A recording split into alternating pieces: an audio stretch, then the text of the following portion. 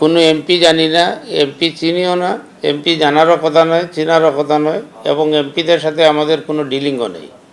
আমরা সিন্ডিকেটেও বিশ্বাস করি না। আমরা মনে করি যে যেটা হলো কি, যে যারা রিক্রুটিং এজেন্ট আছে, যারা অ্যাপ্লাই করবে, যারা মানুষের জন্য কাজ করবে, তাদের ব্যাপারে তারা আসবে, তারা যোগাযোগ করবে, তারা অ্যাপ্লাই করবে, তাদেরকে কাজ দেওয়া হবে। আমরা আমি মনে করি যে আমাদের মাননীয় প্রধানমন্ত্রী জননেত্রী শেখ হাসিনা অত্যন্ত আন্তরিক বিদেশে কর্মী প্রেরণের ব্যাপারে। তিনি সবসময় বলেন যে দক্ষ শ্রমিক বিদেশে প্রেরণ করা, এবং দক্ষ শ্রমিকের মাধ্যমেই যারা বিদেশে যাবে ওরাই আমাদের দেশের সম্পদ। ওরা আমাদের দেশের মান সম্মান ইজ্জত রক্ষার্থে তারা কাজ করে যাচ্ছে, এবং তারা সম্মানে, তাদেরকে সুসম্মানে আমরা বিদেশে প্রেরণ করা, এবং বিদেশ থেকে যারা আসে ওদেরকে সম্মানের সহিত তাদেরকে তদারকি করা, সেটা হলো কি আমাদের মন্ত্রণালয়ের দায়িত্ব। 30 তারিখও 400 জনের ফ্লাইটের ব্যবস্থা করে দিয়েছে আমাদের মন্ত্রণালয় থেকে। কোনো ধরনের আমরা চেষ্টা করেছি সহযোগিতা করার জন্য, এখনও আমরা চেষ্টা করে যাচ্ছি।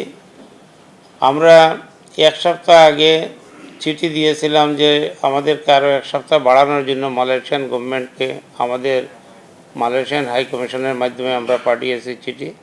আমরা এখনও মালয়েশিয়ান অ্যাম্বাসেডর যিনি বাংলাদেশে নিযুক্ত আছেন ওনার সাথে আলাপ করেছি। আমরা 5 তারিখ ওনার সাথে বসবো, উনি আসবেন আমাদের মন্ত্রণালয়ে, ওনার সাথে বসবো, আলাপ করব, এবং যারা ক্ষতিগ্রস্ত হয়েছে তাদেরকে যারা যাওয়ার জন্য অতি আগ্রহে টাকা পয়সা খরচ করেছেন তাদেরকে অগ্রাধিকার ভিত্তিতে যাতে দেওয়া হয়, দিতে পারি, মালয়েশিয়া যাইতে পারে, সেই ব্যবস্থা গ্রহণ করার জন্য আমরা কাজ করে যাচ্ছি। মালয়েশিয়ান শ্রমবাজার খোলার ব্যাপারে আমরা কাজ করে যাচ্ছি। আমাদের মন্ত্রণালয়ে আমাদের সরকার কাজ করে যাচ্ছে, মালয়েশিয়ান সরকারের সাথে আমরা কাজ করতেছি। ইনশাল্লাহ মালয়েশিয়ান শ্রমবাজার খুলবে। মালয়েশিয়া নয়, আরও অন্যান্য দেশেরও শ্রমবাজার খুলবে।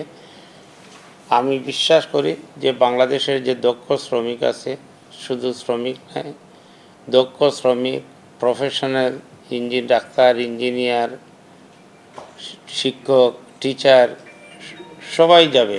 বিদেশ যাওয়ার যারা আগ্রহী আছে, এবং